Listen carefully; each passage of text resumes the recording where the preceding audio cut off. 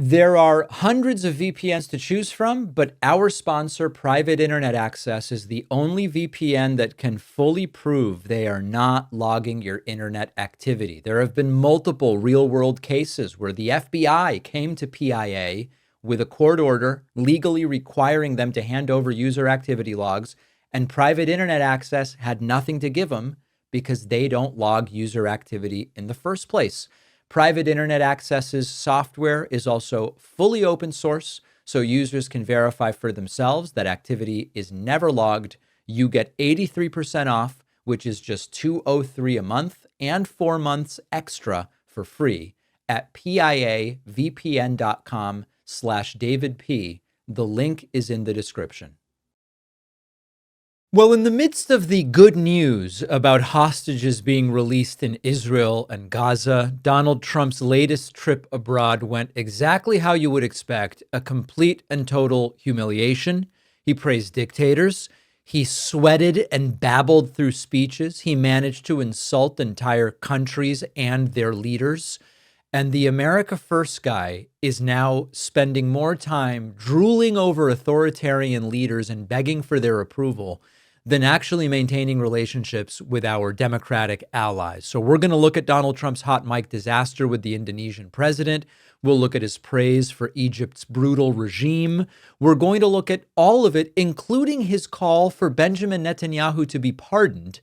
Marco Rubio humiliated himself, and Marjorie Taylor Greene is suddenly making a little bit of sense. We're going to look at that as well. Interestingly, Vivek Ramaswamy is quickly finding out what happens when the far-right purity tests are applied to him, and J.D. Vance was kicked off of a show by George Stephanopoulos after endlessly refusing to answer simple questions. All of that and more. So great to have you here.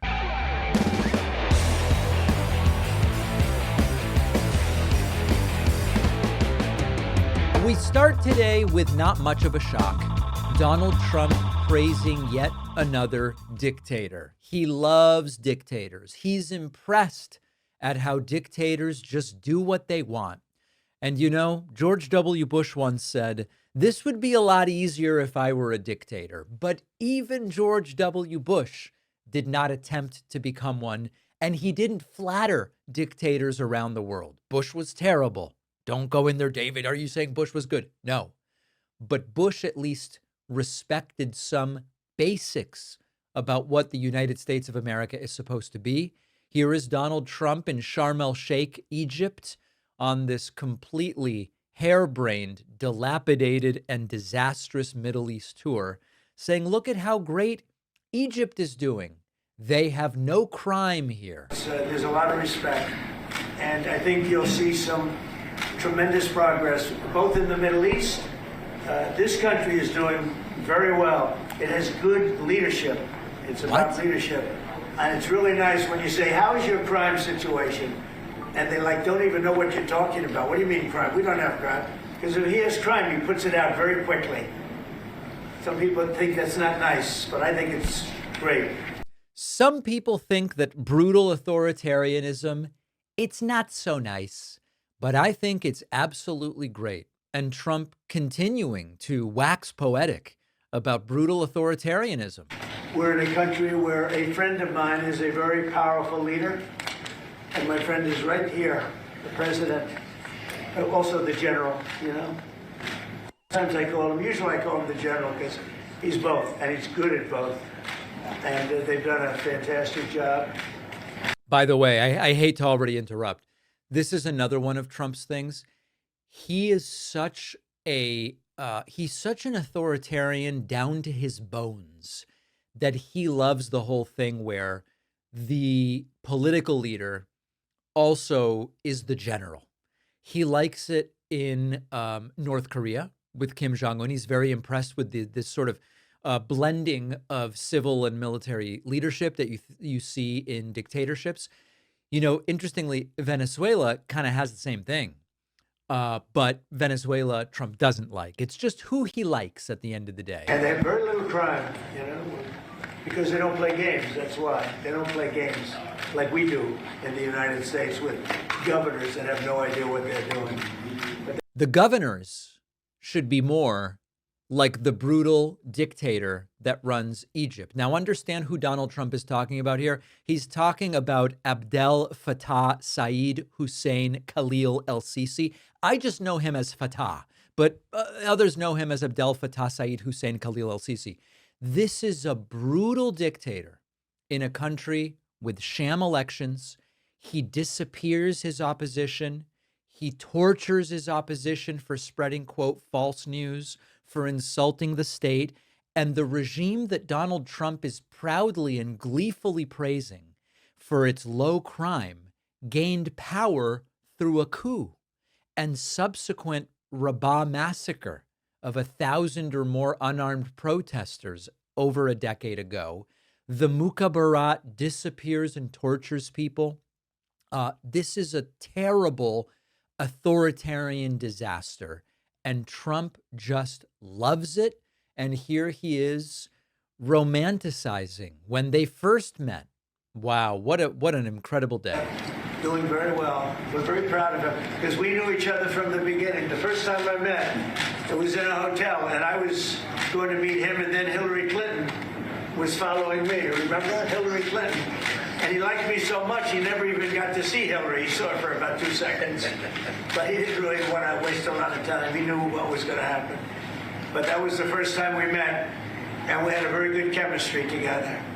And it continues till today. So I want to thank you all very much. I appreciate the way you covered this really momentous, I've never seen anything. International diplomacy under Donald Trump has been reduced to high school rivalries, who likes whom and who am I impressed by. But the theme, Trump loves authoritarians, and Trump really believes that it would all be better if he just got to say what is. This is global shame.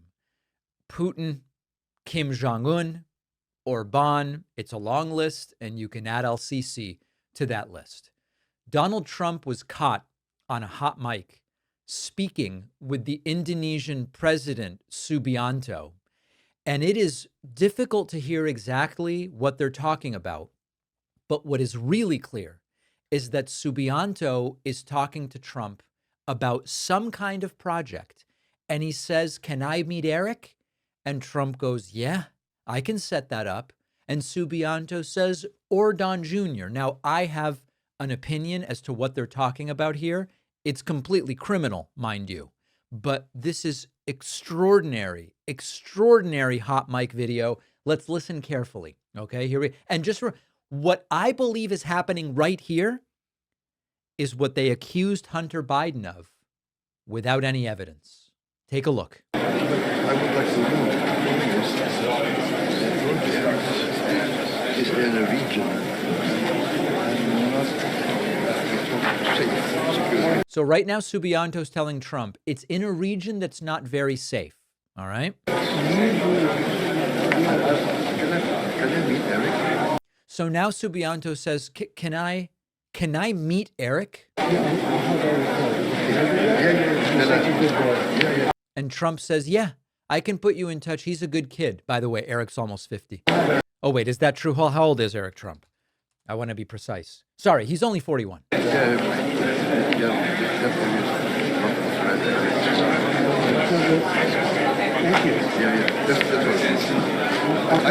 told Harry also.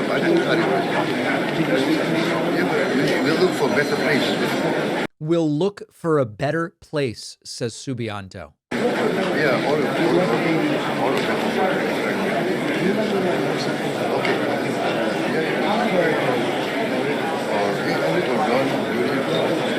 Okay. And now Subianto says, "Or Don Jr." I believe it's obvious what's going on here. Now, we are left to speculate because they are acting like this is nothing, okay? Even though I believe what's going on here is what they accused Hunter Biden of doing without evidence, I believe it's really clear what is happening here, and they're not going to tell us. It seems obvious that Subianto is talking to Trump about some kind of business venture. Subianto is letting Trump know the location under discussion is not a very safe area. He wants to help them, meaning Trump's organization, Trump's business, Trump's for-profit enterprise.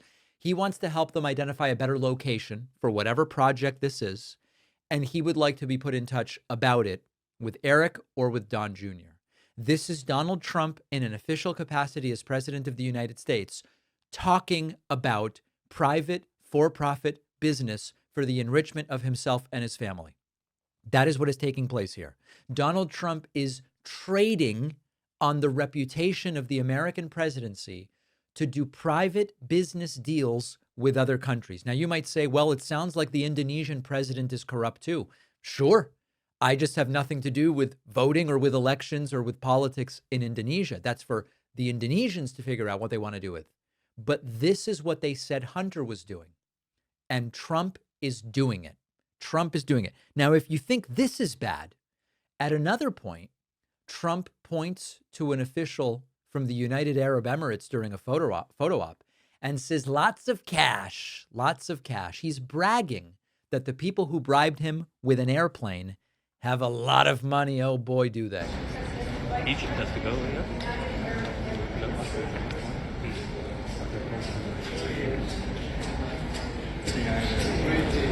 Here we go.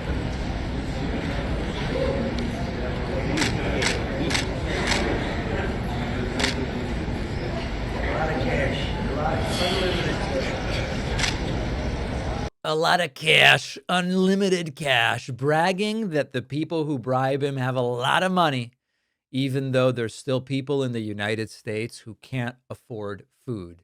And then Donald Trump also doing a lot of the jerking motions. Trump likes to play these jerking games when he does handshakes. It's sort of like a power play. Who's going to dominate whom? And the French president comes over and Trump shakes hands and he immediately starts with the jerking stuff. And then he does he pulls him in and then does this weird thing where he switches into a different sort of handshake with I don't know what you would call that handshake. And then there's just a lot of games being played with the jerking. And this is how Trump tries to assert dominance. And I mean, listen, Trump is clearly a lot bigger than the French president Macron. He clearly outweighs him by a lot. And Trump believes that allows him to just throw people around. So global humiliation, bragging about the cash that the people who bribed him have, doing deals. I'll set you up with Eric, who's a good kid. I'll set you up with Don Jr. And this is really why Donald Trump wanted to be president of the United States. He doesn't really like the governing. In fact, he hates it to a great degree. He prefers to sit in the residence at the White House and watch TV. But then we got to where it really, really got ugly as Donald Trump delivered a speech in Jerusalem. Let's discuss that next. Donald Trump was invited after the provisional signing of this Israeli-Gaza deal to deliver a speech at the Knesset. This is the Israeli parliament in Jerusalem. And Donald Trump, during this speech, it was meant to be a very friendly dog and pony show, right? Trump getting his victory lap. Of course, the truth is there are still serious questions as to the longevity of this deal. But that being said, it is an accomplishment. We have to be precise and we have to be clear. Any president under whom you get hostages released and a provisional reduction or stop to hostilities, you do have to say Trump's administration was involved in the negotiations. He is the president. The buck stops with him. That is a check mark in Trump's side. Now, of course, Trump also worked to prevent such a deal during 2024 because he believed that it would be better for him politically for that conflict to be ongoing as he runs for president and for he to be president when it is resolved, even though obviously people, civilians, are hurt by hostilities continuing. Trump didn't care. He said, let's do what we can to prevent a deal during 24 so that then I can come in and get a deal in 2025. Fine, that's true. And also, we shouldn't say that this is nothing. That this is, as we see the videos of the hostages arriving back, the ones that are alive, which unfortunately is not that many. And you see all of these different videos, both in Israel and Gaza. This is an accomplishment, but Trump has to go further. And he goes to Israel and he lobbies for Benjamin Netanyahu a terrifying right-wing ideologue to be pardoned for all of the corruption he is alleged to have committed. A good man right here. These two men are good men right here.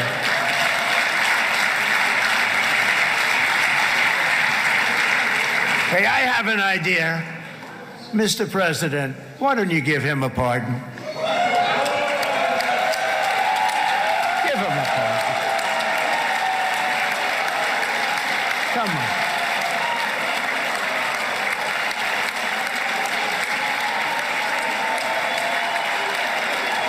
Truly bizarre and completely inappropriate for an American president to publicly pressure another country's leader to pardon their own prime minister. Remember, Israel has a president and a prime minister.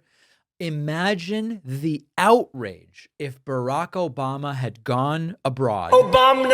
Yeah. And suggested a pardon. This comment really reveals Donald Trump's worldview, which is that corruption isn't really a problem if you're loyal. If you're my friend, as Nikki Haley once said about Donald Trump, if you're Trump's friend, corruption's okay, as long as you're loyal. And this is another, put aside the praise of overt dictators, this is another appeal directly to Trump's authoritarian instincts. Laws shouldn't apply to my friends. They should only apply to my enemies. And Trump doesn't respect democratic institutions. He doesn't respect the rule of law. Even in other countries, he'll just show up and go, how about a pardon for my friend here? Donald Trump also saying that it was what is taking place now in Israel is something that should have happened under Obama or Biden, and they couldn't do it. Trump conveniently ignoring the 4 years between Obama and Biden during which he was president. A year ago, the United States of America was a dead country. Now it's the hottest country anywhere in the world. It is the hottest. There's no question about it.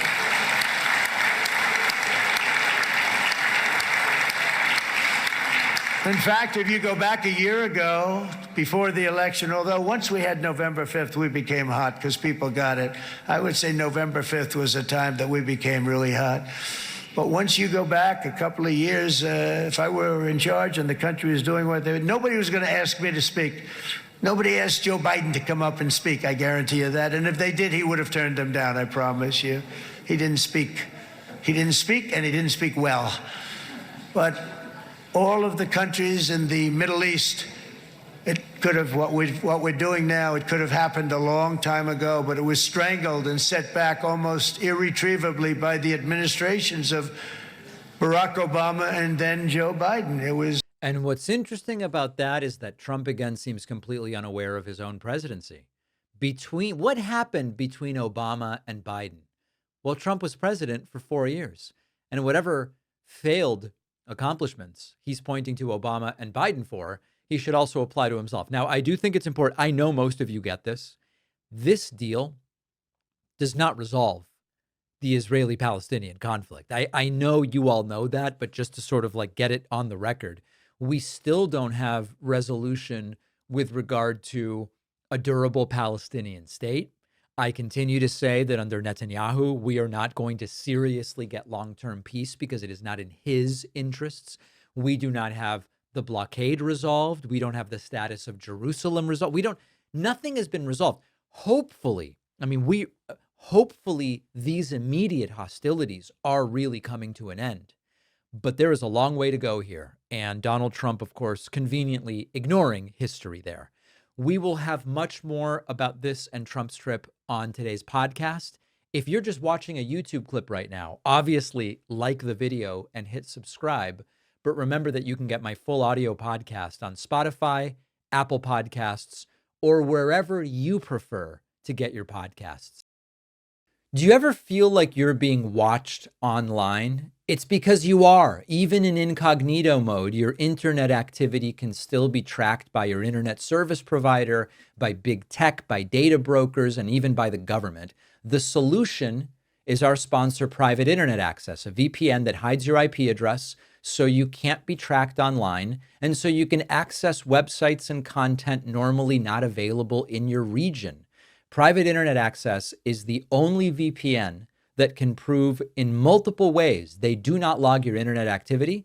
Their software is open source. Anyone can see that the VPN is not logging your traffic. Multiple court cases have happened where law enforcement tried to get user activity logs from the company. The company didn't have them. You can choose from lightning fast IP addresses in all 50 US states and 91 countries. You can use private internet access on unlimited devices with just a single account. And my audience gets 83% off, which comes out to just $203 a month, plus get 4 extra months for free. Go to piavpn.com/DavidP. The link is in the description. One of the best upgrades I've ever made to the meals I make at home is Wild Grain. Wild Grain lets me have high quality baked goods ready at home whenever I want them. Wild Grain is the first bake from frozen subscription box for artisanal breads, pastries, and pastas.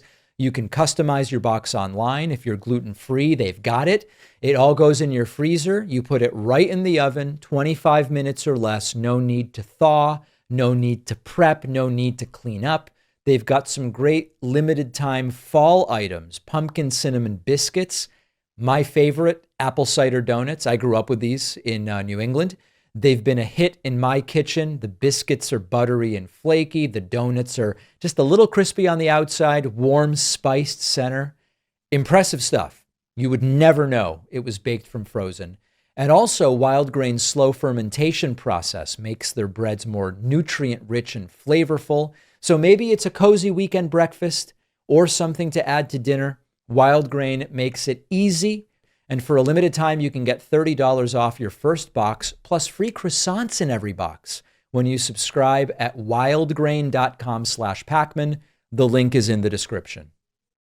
Well, the hits just didn't stop this weekend. Donald Trump giving an incoherent speech as sweat poured down his face at the signing of the Israeli-Gaza deal. Other world leaders visibly horrified. And of course, one of the themes that persists around Trump, praise of dictators. Earlier, we talked about Donald Trump sucking up to el-Sisi from Egypt. And then Donald Trump on Hungary's, or as he calls it, Hungary, what's on his mind? Hungary's Orbán, talking about how great and fantastic he is. You will notice that both Italian and British leaders, Meloni and Starmer, look uncomfortable as Donald Trump praises yet another authoritarian. We have Hungary. Oh, Victor, where is Victor? Victor. We love Victor. Victor, I call him. You know, I put the little accent on it. You are fantastic, all right? I know a lot of people don't agree with me, but I'm the only one that matters. You are fantastic. He's a great leader. And Starmer looks like he is in pain. He looks like he's realizing the Clams Casino might have been a day overdone. This is just ugly, ugly stuff. I endorsed him the last election he had, and he won by 28 points. So you're going to do even better this time. You have another election, and you're going to do great, and we appreciate it. And we'll be. At one point, as you can see here, Starmer even leaning away from Trump. I mean, doing anything he can to add centimeters of distance between the two of them. And the big theme here was that the Prime Minister of Italy, Giorgia Meloni, maybe looked more uncomfortable than anyone I've seen. Worse even than when Chris Christie was forced to stand behind Donald Trump after endorsing him in 2016. She looks like she would take the first jet plane out of the planet, off the planet if she could. So you have Armenia and you have Bahrain, you have Canada. It's so great to have, in fact, the president called and he wanted to know if it's worthwhile. He knew exactly what it was. He knew. By the way, Canada has a prime minister, of course. Carney is the prime minister, not the president. The importance. Where's Canada, by the way? Where are you? Where are you? He knew the importance of this. He said, I want to be there. So many people have done that. They called. I mean, they heard about it. And these are not people that can do that very easily. They have pretty big schedules, to put it mildly. The most powerful people And the look on Meloni's face really says it all. I mean, she looks like she caught a whiff of Trump's diaper and does not like what she smells. And then there was another moment during which the leader of Pakistan, Sharif, was fluffing Trump about next year's Nobel Peace Prize. And once again, Meloni is just like, what is going on here? I would say that Pakistan had nominated President Donald Trump for Nobel Peace Prize. Oh boy. For his outstanding, extraordinary contributions to first stop war between India and Pakistan, and then achieve ceasefire along with his very wonderful team. And today, again, I would like to nominate this great president for Nobel Peace Prize. It would be too on the nose to even be a Saturday Night Live skit, what is going on here. And then, of course, Trump's two prisms of importance are loyalty and physical attractiveness. And he starts talking about Meloni's looks, and she doesn't exactly look thrilled. And Keir Starmer looks extraordinarily uncomfortable here. Very much. Italy, we have a young woman who's, I'm not allowed to say it because usually it's the end of your political career if you say it. She's a beautiful young woman. Now, if you use the word beautiful in the United States about a woman, that's the end of your political career, but I'll take my chances. Where is she? There she is. You don't mind being called beautiful, right? Because you are. Thank you very much for coming. We appreciate it. She wanted to be here, and she's incredible, and they really respect her in Italy. She's a very successful. She has one of those moments where she is saying, how did this become my life? And then finally, her facial expressions basically say it all as Donald Trump wraps up this disastrous speech. Thank you very much, everybody. Thank you. Thank you very much. And this is the exact moment where her soul left her body and went somewhere where Donald Trump isn't. One of the most embarrassing and delusional speeches I have maybe ever seen Donald Trump give. And seeing the real-time reactions from his cohorts and contemporaries in other countries really makes you think, might we have been better off with Kamala Harris? Marco Rubio made a nearly terminal mistake in front of Donald Trump. During this meeting in Sharm el-Sheikh, Egypt, for the signing of the Israel-Gaza deal, Marco Rubio made a critical mistake, which is in praising Trump, he wasn't quite effusive enough. And it got Donald Trump to say, wait a second, that's it, Marco? And Marco quickly does a good boy, and he goes, no, no, no. I'm going to say even more about you. Take a listen to this. It's about restoring Gaza. It is about transforming the region. So we have an incredible partner, a long alliance, very capable partner here, and a tremendous collection of leaders. This is clearly, in my mind, I think in the mind of everyone in this room, probably one of the most important days for world peace in 50 years. And that's not an exaggeration. Only 50? Maybe 100. Certainly since the end of World War II. Only 50 years, Marco? Is that what you're going with? Think carefully. Think carefully. And Marco quickly goes, well, maybe this is one of the most important days in 100 years. You know, it's all a joke. It's all fun and games, except it's kind of not with Donald Trump. It's a perfect snapshot of the Trump dynamic. No matter how much you flatter the guy, it is never enough. And so Marco Rubio scrambles to recover. No, no, no, I meant 100, like a dog begging for approval. And people laugh, but that's the laughter of fear. It's the laughter of, everyone knows you can't underpraise Trump without consequences. And it's like a hostage video moment. Politicians around Trump have learned, how do we overcompensate for his ego? 50 years? No. 100 years? 1,000 years. the Republican Party has devolved into a praise cult. Accuracy doesn't matter. Humility isn't seen positively. Reality doesn't matter. Devotion to Trump is the only thing that matters. And every single Republican who's survived politically under Trump has had to master the ritual. You either go crazy with the praise or you risk perishing politically. Only 50? It shows that despite all of Trump's bravado, there is this insecurity that is pushing in along the edges. He needs the validation, even in completely trivial ways related to offhanded comments. He can't even let a compliment stand if it is not a grandiose enough compliment. Marco Rubio identified it. You can't. So Rubio's not stupid. He knows what the stakes are here. And if you're not seen as effusively praising Trump enough, you could be in jeopardy, and Rubio does his best to clean it up. Donald Trump has now admitted very clearly what we have suspected for a long time. He likes his press secretary, Caroline Leavitt, primarily for the two reasons that are most important to Donald Trump. Number one, unending loyalty to the degree of a cult follower. And that is Caroline Leavitt. She is unendingly loyal to Trump like a devoted cultist. And number two, Trump finds her physically attractive. These are the most valuable traits to Donald Trump. That is what makes people valuable. And Trump, when asked about possibly replacing Leavitt, once again starts talking about her machine gun lips.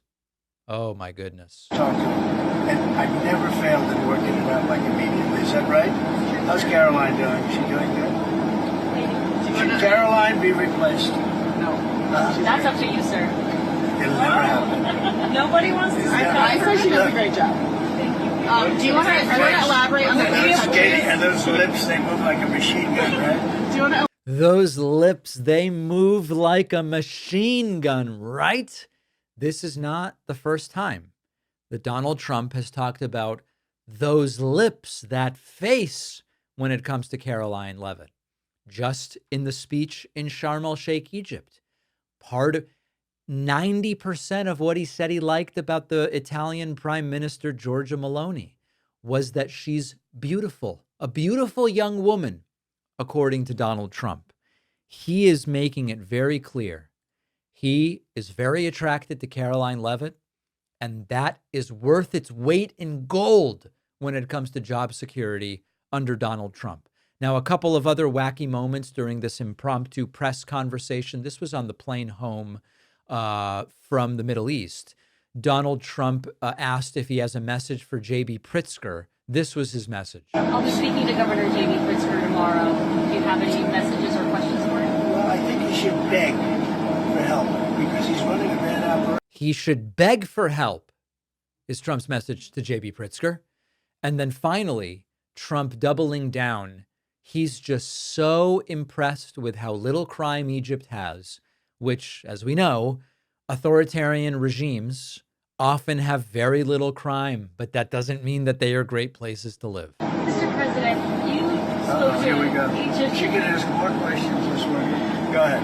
I have some good questions, I promise. You do. You were very nice to me. Go ahead. You talked to President el-Sisi, and you spoke about in that room how Egypt has so little crime, and you said it's all about leadership. You talked about. Well, they're very strong with crime. You talked about some of the governors. You wouldn't believe how strong, but they are very strong. But they don't have the kind of crime. They don't have the violent. They may have other kinds of crime, but they're violent crime. You can actually walk down a park and not get mugged or hit over the head with a baseball. What's funny about this new thing that Trump has about how safe it is in authoritarian regimes, just a week and a half ago, the French president was walking all over New York City. In fact, there's video, a street was blocked. And so Macron got out of his vehicle and just walked to wherever their meeting was, obviously with his security. But it was fine. It was completely fine and safe and not a problem. And part of the story that's being told, you have to understand, is that in talking about how great and safe it is in authoritarian countries, Trump is subsequently justifying authoritarianism here in the United States in order to make D.C., Chicago, Portland, I don't even remember the full list of New York, the full list of cities at this point, Baltimore. In order to make those cities safe, he's got to be an authoritarian, just like in Egypt and North Korea. There's no crime in North Korea. Oh, cool. Well, why doesn't anybody want to go there? This is an old trope and a terrifying trope, but Trump is not letting up on it. Let's be honest, when it is hot outside the way it's been, bad underwear makes it really much worse. Our sponsor, Sheath Underwear, has completely rethought how men's underwear should function in the heat. Sheath's boxer briefs are designed with a dual pouch system, keeping everything in place, separate, ventilated. This means less sweat, less sticking, less of that awkward adjusting. And if you're not using the pouches, the fabric alone is a game changer. Soft, stretchy, moisture wicking, now available in cooling materials like bamboo and mesh. I wear these at the gym during long work days, especially when I know it's going to be hot outside. It just keeps you dry and comfortable. And they've really raised my expectations about how good underwear can be.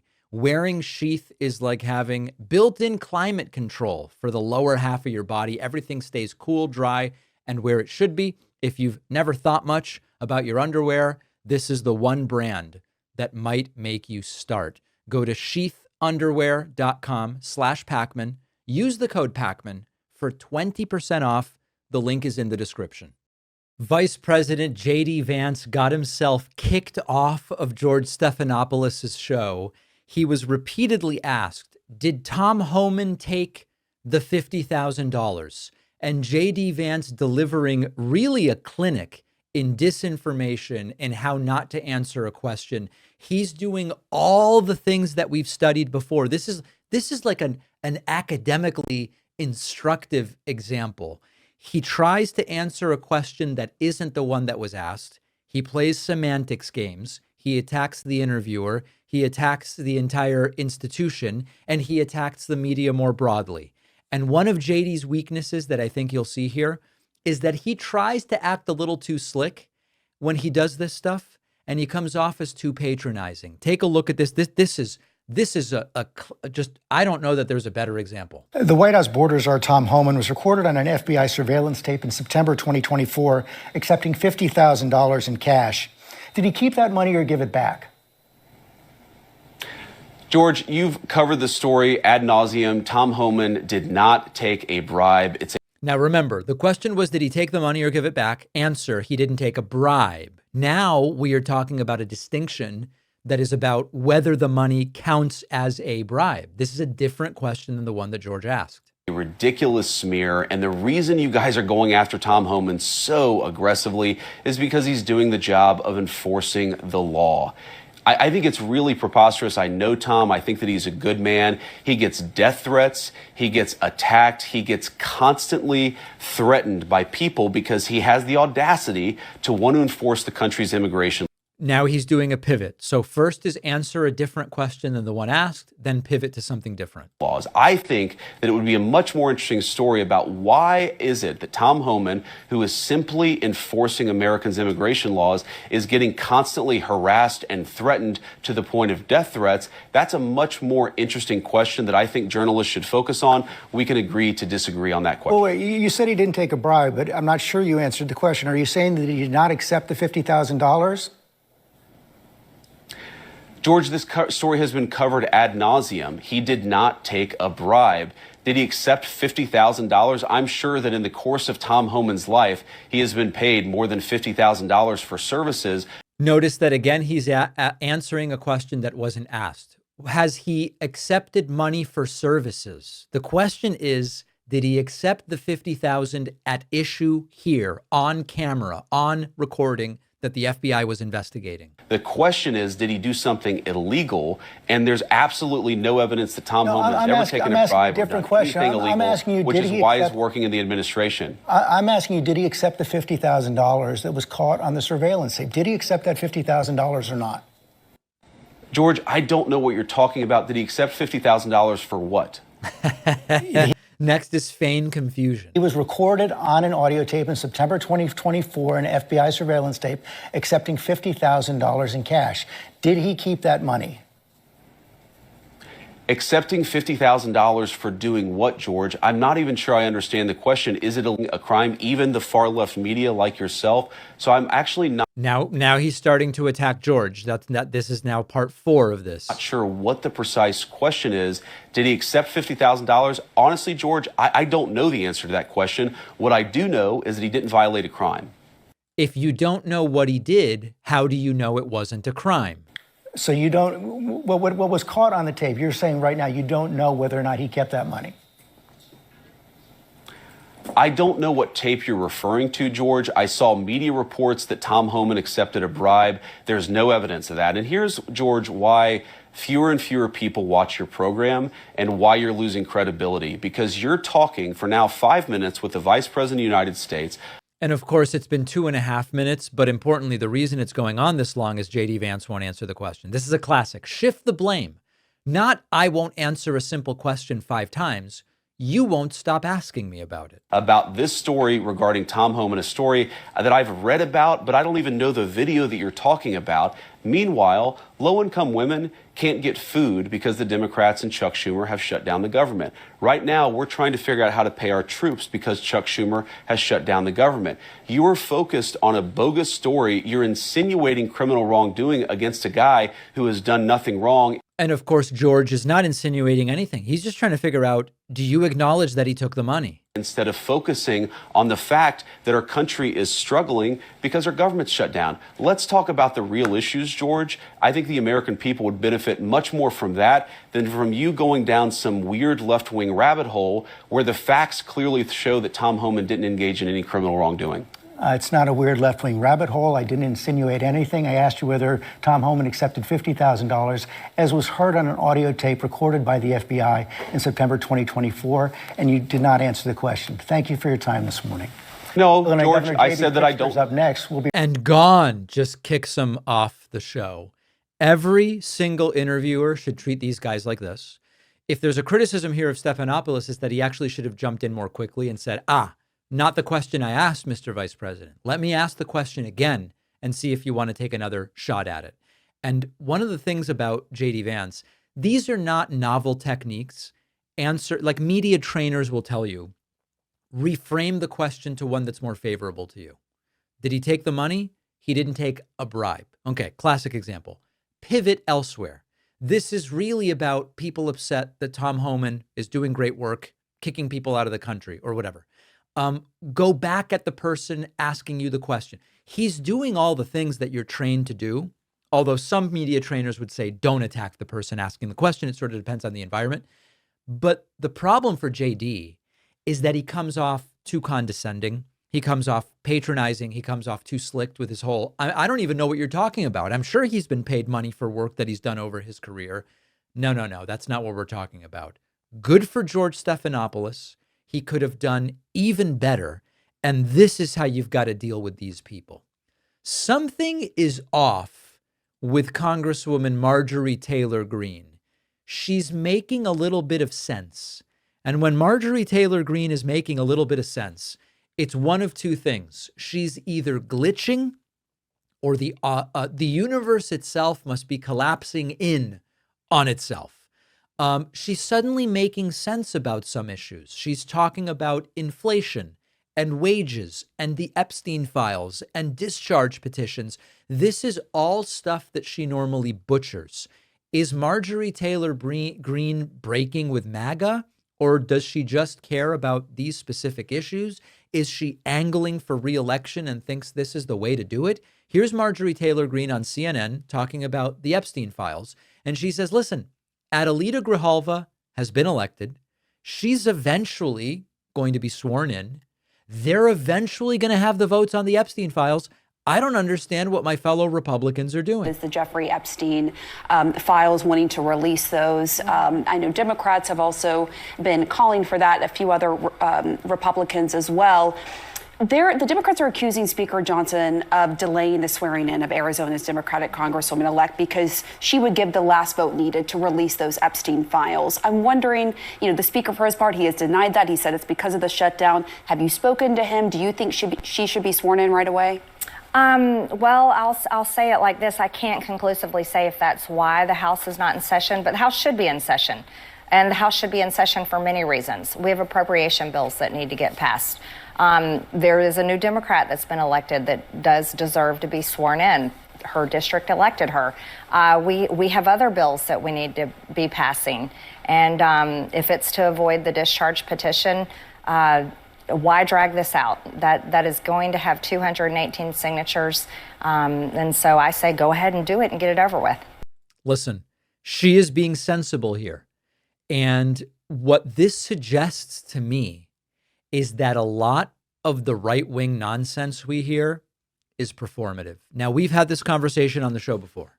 Would it be worse if they were really as dumb as they appear to be? Or would it be worse if they were only pretending because they thought that that was the best way to curry political favor and support? At least with Marjorie Taylor Greene, I am starting to suspect that much of her public-facing persona is performative.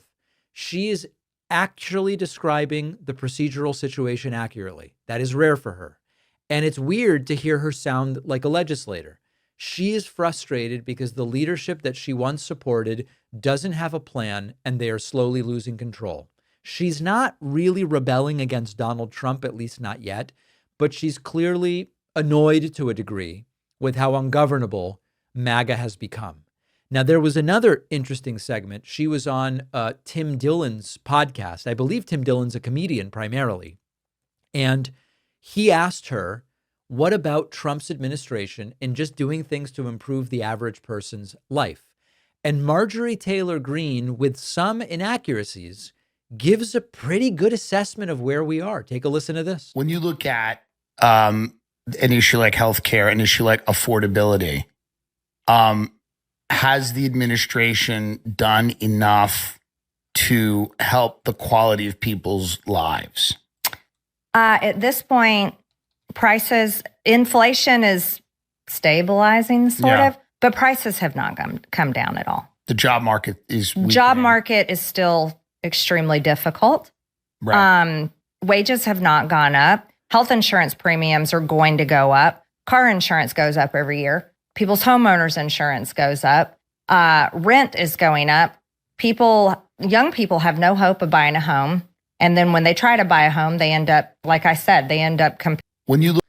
Marjorie Taylor Greene is mostly right about everything she said there. Now, inflation isn't really stabilizing. Inflation's actually slowly been ticking up in the 9 months since Donald Trump became president, but she's mostly right. Now, where I would go back at her is to say, Marjorie, you don't really have a functional plan for bringing prices down the way you said that Trump was going to back when you were supporting him during his campaign. You don't really have a solution to a lot of the problems that you're identifying. It's the Democratic Party that is at least proposing some solutions. They may not be perfect. They may not be politically viable. We are learning when Republicans control everything. But at least the Biden administration came in, identified real problems, had proposals, some of which they were able to succeed with and get through, and some of which they were not. Still, this is a different Marjorie Taylor Greene. This is a very different environment in which we find ourselves, where she is making a lot more sense. Now, there's a cynical sort of interpretation of this, which is she hasn't really had any change of heart. She just plays the same loyalty games as Trump. And as it seems that Donald Trump, to a degree, has stepped away from being associated with the Marjorie Taylor Greene, Lauren Boebert types, she is just shifting her loyalties, even though she has always held these beliefs. I would almost argue that that's worse. If you find someone who's just wrong about stuff, right? Like if you find a Republican who just, I don't know, he or she thinks tax cuts for the rich are good for the economy. Okay, they're wrong about that. Maybe we could lead them to the evidence and they might change their mind because they get information that they don't currently have. Okay, we can at least deal with that in a way, maybe not successfully most of the time, but we know what to do. If you find someone who knows what the truth is, but is committed to publicly doing whatever is going to get them the most attention or get them cozied up with whoever's in power, you can't really talk them out of that in the same way. They're not lacking information. They're just lacking an honest presentation of who they are and what they should be doing. So listen, I don't know how far this Marjorie Taylor Greene thing is going to go. Publicly facing, she's done a 180. Privately, I don't know what's going on, but it is interesting. And my view has been and continues to be, she's not a progressive. She's not a friend of the left. But where our interests overlap, which might be pointing out that this administration has been terrible for the average American, we should be able to go and say, even Marjorie Taylor Greene understands and acknowledges this. I'm sure we disagree with her about abortion. I'm sure we disagree with her about education and a whole bunch of other stuff. But even she can't deny what is so obviously in front of our faces, X. That's what I think the left should do with it. Let me know what you think. info@davidpakman.com. A pending Supreme Court case could strip our Fourth Amendment rights and allow immigration agents to come into our homes for any reason, no probable cause needed, all while Republicans try to twist things so that you think this is all great for America. This should be the biggest story in the U.S. right now. But it's almost impossible to keep up with the millions of moves that Trump is making every single day. That's why Ground News exists. Ground News is an app and website that exposes the blind spots and spin before it takes control of our opinions. Ground News is the smarter, more reliable way to stay informed when MAGA is banking on us getting distracted. I'm partnering up with Ground News to give you 40% off the same Vantage plan that I use. So you'll pay only $5 a month for all of their premium features. Just go to ground.news/Pakman or use the code Pakman in the app when you sign up. The link is in the description or scan the QR code. All right, we've got a major Donald Trump health update after he spent about 3 hours at Walter Reed Medical Center a few days ago. Not coming as a surprise to you, I am sure. The White House says that Donald Trump is in excellent and exceptional health. Donald Trump received the flu shot and the COVID shot, which, by the way, is interesting in and of itself, given that the guy he hired as Secretary of Health and Human Services thinks that the COVID shot should be pulled off the market altogether. Trump seems to love RFK. Then he got himself that COVID shot. This was Donald Trump's third publicized medical checkup in about a year. He went in April. He went in July. Those also were excellent and awesome.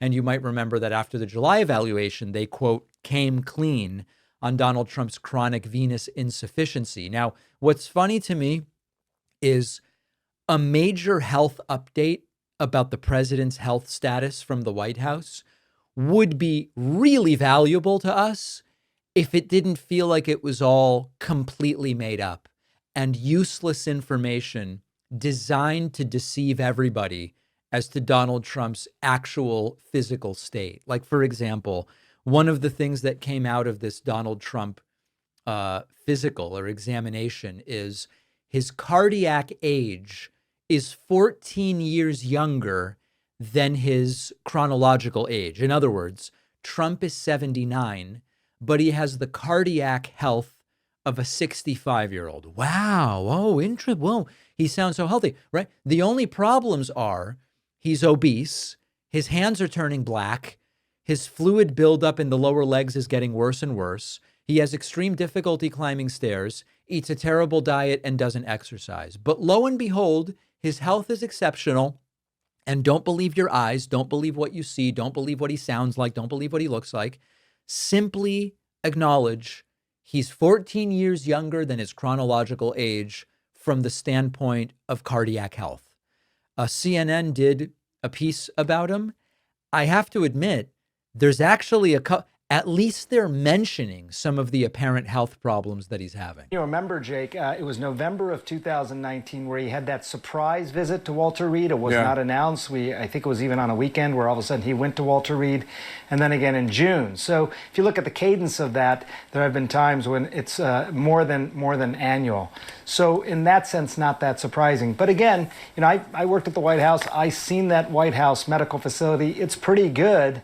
If you're going to Walter Reed, it's usually for more extensive testing. So this obviously comes in the context of those photographs that we've seen of his bruised hands. Hey, finally, Jake Tapper, after I asked him on my show, why aren't you talking about his hands and ankles? Now he's finally talking about it. Swollen ankles. We've talked about this before, but how concerning are those images? Yeah. Well, you know, the way that I would sort of look at it is that I think they're concerning, which is why questions have been asked, investigations have been performed, and the White House medical team has commented on it. So if you look at the hands, for example, first of all, they say that, look, he's on blood thinners, he shakes a lot of hands. If you look closely at that, it's more bruising on the right than the left. The shaking hand, you know, the hand that you shake hands with. So that kind of fits. A lifetime of sun damage. The skin on the back of the hand is quite thin, so it's a little bit more susceptible to bruising like this. So my point being that it fits. The explanation sort of fits, it tracks. With regard to the ankles, the swollen ankles, I think were pretty clear. And again, that can be of concern. But you know, the blood is not flowing through there as well. It's pooling or accumulating in the ankles, and they say that is something known as chronic venous insufficiency. The veins just aren't pumping the blood as well back to the rest of the body. They're not moving the blood as well. Again, that tracks. About 1 in 20 people have this, and it gets more common as you get older. So yeah, to just look at it, concerning, investigate, and those explanations do make sense, Jake. What do we know about President Trump's health? Because in January, he became the oldest president ever inaugurated in the history of this country. He's now 79. Yeah. Yeah, and to give context, the lifespan for a man in this country is just under 76 years old. Oh, boy. So, you know, I mean, both these last two presidents have been far older than average life expectancy. What we're likely to hear is what we heard back in April. We're going to hear his height and his weight, 224 pounds. His blood pressure was normal. I struggle to believe those numbers, by the way. They've talked a lot about this dementia screening test known as the Montreal Cognitive Assessment. I think he's taken it a few times now, and his doctors and him say that he's gotten a perfect score.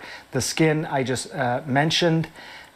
He is on medications, including a couple of different cholesterol-lowering medications. His cholesterol numbers back in April, they look good. And certainly those medications are helping with that. And he's on aspirin, this blood thinner, which may be contributing to that bruising. All right. I got to say, they're at least hitting a lot of the highlights. And this is something that corporate media has not really done. Now, they're not, you know, they asked this question, what do we know about Donald Trump's health? If you're going to be doing responsible reporting on that, you really should include the fact that there's a long history from this White House of both lying about Donald Trump's health, releasing propaganda-style documents, and also only ever admitting anything once it's impossible to deny. You know, we know that Donald Trump and his administration fabricated a completely farcical situation around Trump going to Walter Reed when he had COVID. They said, well, because it's the president, this is the most important patient in the country, it's an abundance of caution. We later learned after the fact that Donald Trump was being advised, you are deteriorating, you may not be able to get to the hospital under your own power. It would be better if the American people see you walking to the helicopter rather than seeing you brought out in a stretcher, which we may or may not be able to cover from the media. So Trump said, okay, for the propaganda reasons, I don't want to be seen in that weakened state. I'm going to go now to the hospital. They've been lying about all of it. So we're taking baby steps in the right direction. At least CNN is talking about this. At least CNN is talking about the numerous signs and symptoms. They're not talking about his eyes going in opposite directions the other day, the swollen face, the eyes regularly almost swollen shut, the confusion, the disorientation. They're not doing that. And they're also not talking about Donald Trump's long track record of withholding health information. I will mention one other little thing. I was supposed to be on CNN last week, and it was one of these things where they canceled the segment moments, like 5 minutes before, because they had some breaking news story of no importance whatsoever to cover. We were going to be on talking about what is my audience thinking about with regard to Trump. And I said to them, my audience is thinking about the fact that their prices haven't come down. They're worried about losing their health care. And they increasingly are concerned Trump has dementia. And the booking producers at CNN tried to get me off of the dementia thing. And they said, you know, that's not proven. And I said, no. You asked me, what is my audience talking about? And I'm telling you, and they go, yeah, well, in the end, it wasn't relevant because the segment got canceled, but they immediately seized on that probably out of concern for lawsuits, to be quite frank. And were trying to dissuade me from talking about that. So, little anecdote there. Trump's latest medical report. Do you believe it? I'm struggling. Vivek Ramaswamy is running for governor of Ohio, and Vivek is not a Christian. And he was confronted by a bunch of, they seem like Charlie Kirk disciples who attacked him because he is not a Christian. This is a phenomenal example of when you lose control of the monster that you helped to create. Take a look at this. Jesus Christ is God, and there is no other God. He is part of the Holy Trinity, and any other God is a demon, and it's false. How can you represent the constituents of Ohio who are 64% Christian if you are not a part of that faith? If you are an Indian, a Hindu, coming from a different culture, different religion than those who founded this country, those who grew this country, built this country, made this country the beautiful thing that it is today, what are you conserving? You are bringing change. I'll be 100% honest with you. Christianity is the one truth. Christian voices should be the main voice of America, and I want to know basically why you seem to be, and I don't mean to be horribly offensive, but why you seem to be masquerading as a Christian. You familiar with the Ten Commandments? You call yourself a Hindu, but you also call yourself Christian. I don't call myself Christian. I call myself a Hindu. I'm not running to be pastor of Ohio. I'm running to be governor of Ohio, and I didn't run to be pastor of America. I ran to be president of the United States of America. What's your faith? I'm a Christian. I'm a follower of Jesus. Great. Do you believe in the Holy Trinity? The Father, the Son, and the Holy Spirit? I think a lot of people here do. So good. And that doesn't make you a polytheist, does it? Probably not, no. Great. And so in my faith, I believe there's one true God. He resides in all of us, and he appears in different forms, but it's one true God. So I'm an ethical monotheist. That's the way I would describe my faith. Do you think it's inappropriate for someone who's a Hindu to be, say, a U.S. president? No, I think it's... no, well... You be honest. Isn't Hinduism... Because you're an Indian. I can ask yourself that Hinduism believes in Shiva and what is it? The flute God, I forget. Right. Anyway, now the guy's forgetting. Anyway, the point here is that Vivek, in his support of Trump in 2024, participated in unleashing the zealots, and they are now following the rules that Vivek helped Donald Trump to write. You know, these turning point type activists who get indoctrinated end up seeing Christianity as the only legitimate identity for leaders. And Vivek Ramaswamy, despite not being a Christian, as he pointed out there, he encouraged this ecosystem because he would do the rhetoric about faith and wokeism and American values, and it was part of a movement that doesn't really want inclusion. They want ideological purity, and purity ultimately eats its own. When I see the purity testing on the left, I mention it. And when I see it on the right, and there's a lot of it, we talk about it. Once you frame politics as a war of us versus them, you don't get to decide who is us anymore. And so the same people who cry about religious freedom go, wait a second, you're Hindu. You're not a legitimate candidate for the governor of Ohio. Every reactionary movement eventually devours its softer founders. You know, you look at McCarthyism, you look at the Tea Party, you even look at MAGA itself. Look at who was part of the initial coalition of MAGA and Trumpism in 2016, and look at where we are today. Those people are now ostracized and devalued. And when the right builds these echo chambers that are so insulated, their own allies end up becoming heretics the second they deviate at all. And Vivek Ramaswamy, being Hindu, even though shouldn't make a difference in the world, it deviates from the implicit requirements that they have established through their purity testing. So, we've talked about when Donald Trump ends up seeing the monster he helped create on anti-vax. And we talk about how Fox News ends up seeing the monster they helped create on distrusting the media. And then they start to distrust Fox News when Fox News goes, I don't know, here's someone who says there's nothing to see in the Epstein files or whatever. It's the monster they helped create turning against them.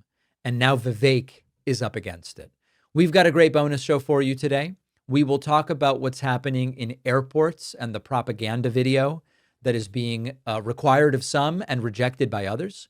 We will talk about a bunch of media outlets who will not sign the Pentagon's new rules for coverage, and so much more. All of that on today's bonus show. Sign up at joinpakman.com. You'll get instant access to the bonus show, to the commercial-free audio feed, to the commercial-free video feed, all of it.